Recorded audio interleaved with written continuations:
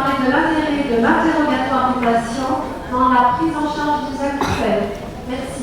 Merci madame. Alors d'abord, je voudrais remercier le doyen Baquet. Vous savez que c'est quand même quelqu'un d'extraordinaire, parce que c'est la première fois que je vois un doyen qui ouvre un congrès de thérapie non conventionnelle, alors qu'habituellement à l'université, on n'enseigne que des thérapies dites conventionnelles, qui sont probablement pas les meilleures. Donc,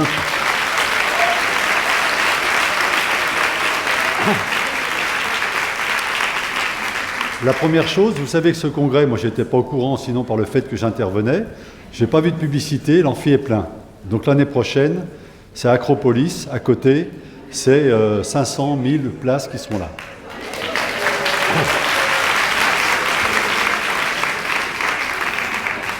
Alors, les acouphènes, on a l'impression quand on parle de ça, que c'est effroyable. Mais ça n'a rien d'effroyable, l'acouphène.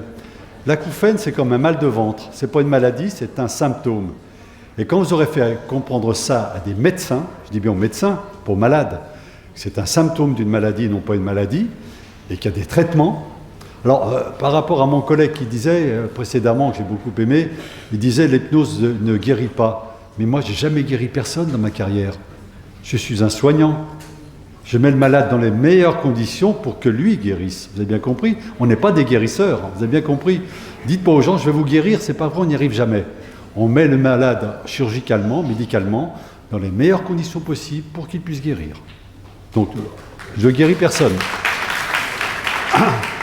Alors, moi, je suis chirurgien surtout de chirurgie de l'oreille, la chirurgie de l'oreille, et chirurgie de la base du crâne, ce qu'on appelle les neuronomes de l'acoustique.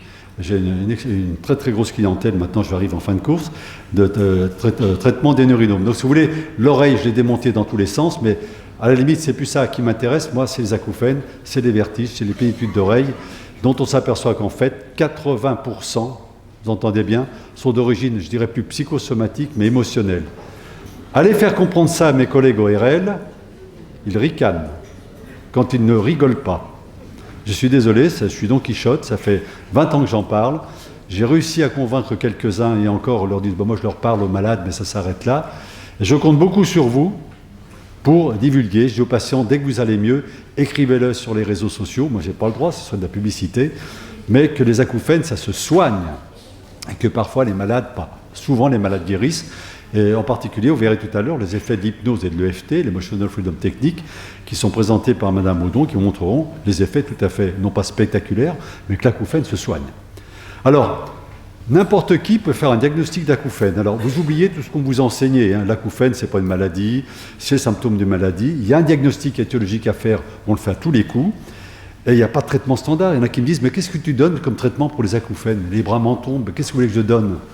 Quand vous avez mal au ventre, il n'y a pas un traitement, c'est l'appendicite, c'est une sigmoïdite, c'est une néphropathie, c'est tout ce que vous voulez, mais il n'y a pas de traitement standard de l'acouphène. Alors, l'interrogatoire, il doit être actif. Ce n'est pas l'interrogatoire en disant parlez-moi de votre acouphène, on n'arrive à rien. Il faut poser des questions précises. Caractéristiques de l'acouphène. Ronronnement, sifflement, bon. Le mode de survenue, c'est capital. Si le malade vous dit, écoutez, je ne me souviens pas, ça fait 5-6 ans peut-être, c'est nu insensiblement. Par rapport au malade qui vous dit c'est nu, brusquement le 15 janvier. Là, vous pouvez être sûr, s'il n'y a pas eu un traumatisme sonore, un coup sur l'oreille, que c'est d'origine émotionnelle. Vous pouvez être sûr. Les signes associés, c'est très important. Il y a 4 signes associés. Vertige, surdité, plénitude. SAV. SAV, service après-vente, plus P, la plénitude d'oreille. Donc en fait, il y a 4 symptômes qu'il faut rechercher. Vous verrez quelle est la valeur de ces symptômes. Alors bien sûr, l'interrogatoire ne suffit pas, il faut ensuite qu'on valide. On n'a pas le droit de dire aux gens, c'est émotionnel ou c'est ça, si on n'a pas la traduction, la preuve. Vous savez, la médecine est basée sur les faits, evidence-based medicine. On a besoin de ça pour valider le fait qu'on trouve ou qu'on ne trouve pas une étiologie, pour ensuite envoyer le malade soit vers la chirurgie, soit vers une thérapeutique autre, il a une maladie auto-immune, ou vers une maladie émotionnelle qu'il faudra soigner. Alors, l'acouphène est uni ou bilatéral. Date d'apparition, on l'a dit. Qu'il soit uni ou bilatéral, on verra que les bilatéraux régressent un petit peu moins vite. Le mode de début, rapide ou progressif. Rapide, c'est forcément quelque chose d'émotionnel. Permanent ou intermittent. Je leur dis, mais quand vous avez une arthrose de hanche, elle disparaît 8 jours, 15 jours, peut-elle réapparaître? Ils me disent non. Alors je dis, si c'est intermittent, c'est bon signe. C'est que de temps en temps, vous allez mieux. Donc l'acouphène intermittent, généralement, c'est émotionnel. C'est pas compliqué. La fluctuation, c'est pareil. Ils vous disent, il est continu, mais de temps en temps, il est plus fort, moins fort. L'arthrose de hanche, elle est là, radiologiquement, elle ne bouge pas. Hein. Une artère qui est bouchée, elle est bouchée. Une artère coronaire ne va pas se déboucher 3 jours pour se reboucher. Donc, il faut leur donner des exemples aux gens, en disant, voilà, le fait que ce soit fluctuant, à bascule, c'est pareil. Ah, je l'ai à droite pendant 8 jours, puis après, il passe à gauche. L'arthrose de hanche, elle ne passe pas de droite à gauche. Donc, tout ça, c'est des qualificatifs qui permettent déjà de rassurer les patients. Vous les rassurez. Simplement, par un interrogatoire qui est simple. Tout un chacun peut le faire. Hein. L'intensité, c'est importante. Pourquoi ? Vous opérez un malade d'une autospongiose, vous le savez, toujours sur dit acouphène vertige, j'ai un acouphène à 5 sur 10, très bien. Vous le voyez 6 semaines après l'intervention, il vous dit mon acouphène est à 2 sur 10, donc il est pratiquement disparu.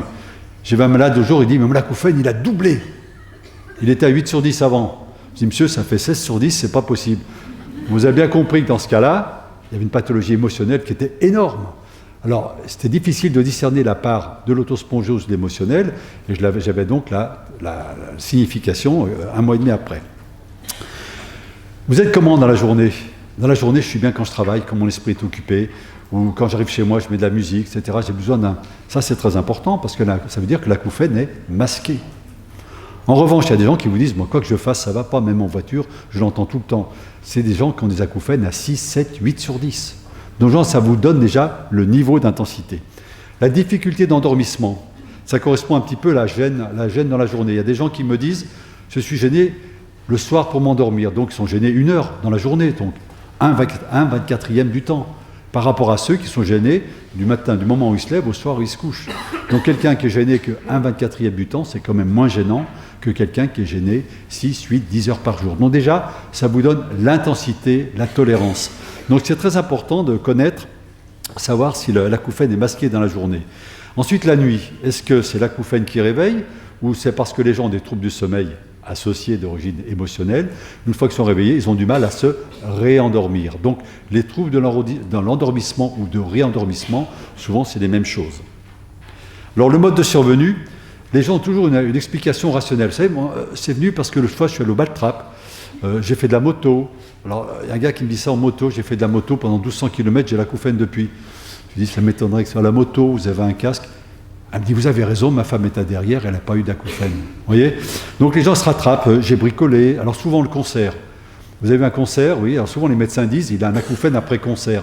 Je les interroge, c'était quand le concert ? Samedi soir. L'acouphène, ah ben je l'ai eu lundi ou mardi. C'est pas possible. Quand je vous pique, vous sentez tout de suite, vous ne sentez pas après. Et quand on vous a dit les cellules ciliées d'oreille interne, elles sont stimulées le jour du concert, elles ne sont pas stimulées 8 jours après. Bien au contraire. Quand quelqu'un travaille dans le bruit, souvent le samedi et dimanche, l'oreille se met au repos, etc., etc. C'est comme ça qu'on mesure. Donc souvent les gens recherchent une cause, bien sûr, ils recherchent toujours quelque chose. La maladie, elle ne vient forcément pas d'eux, elle peut venir que de l'extérieur. Donc souvent, c'est le bricolage, la moto, vous pouvez tomber sur le dos ou n'importe quoi, avoir un petit coup du lapin. En fait, le traumatisme a plus un rôle révélateur et non pas déclencheur. Le moindre quelque chose dans votre vie, on verra, ça peut être un divorce, ça peut être tout ce que vous voulez, n'a qu'un rôle révélateur. Alors souvent on dit, j'étais enrhumé, j'ai eu de l'acouphène. Non, c'est pas ça.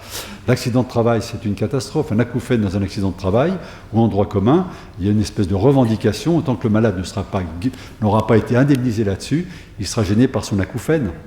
Ça peut être, comme on disait tout à l'heure, le médecin qui intervient par ses médicaments, par ses mauvaises paroles ou par sa chirurgie. Vous l'opérez d'une autospongiose, il n'avait pas d'acouphène, il a un acouphène après, il n'est peut-être pas très content. Alors souvent, il n'y a pas de facteur déclenchant d'évident. Il n'y a pas eu de traumatisme, il n'y a pas eu de coup de pétard, il n'y a pas eu de gifle, il n'y a pas eu d'accident.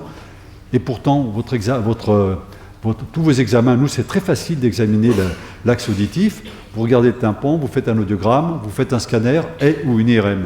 Et là, vous avez tout jusqu'au cerveau. Donc, ce n'est pas compliqué. C'est très facile de faire un diagnostic étiologique. Mais souvent, vous ne trouvez rien. Donc, les gens disent, mais, mon pauvre monsieur, je ne peux rien faire pour vous. Vous voyez, la parole qu'il ne faut jamais dire, parce qu'en fait, il y a quelque chose derrière. Mais on ne l'a pas recherché. On ne l'a pas recherché par quoi ? Par ignorance ou par déni. Les médecins, beaucoup d'ORL, c'est de l'ignorance ou du déni. Ils ne veulent pas savoir. Le psychosomatique, ça n'existe pas. L'émotionnel, ça n'existe pas. Je dis, mais attendez, dans votre vie, vous n'avez jamais eu de pathologie émotionnelle ? Ah non, non, non, non. Je dis, menteur, t'as jamais rougi ? Si. T'as jamais eu de trouble du sommeil la veille d'un concours ? Si. Et comment t'appelles ça ? Bon, voilà, on en est là. Donc, Vous recherchez les signes associés, est-ce qu'il y a une surdité, est-ce qu'elle est unie, bilatérale. Pareil, la surdité, parfois, elle est à bascule, un coup à droite, un coup à gauche.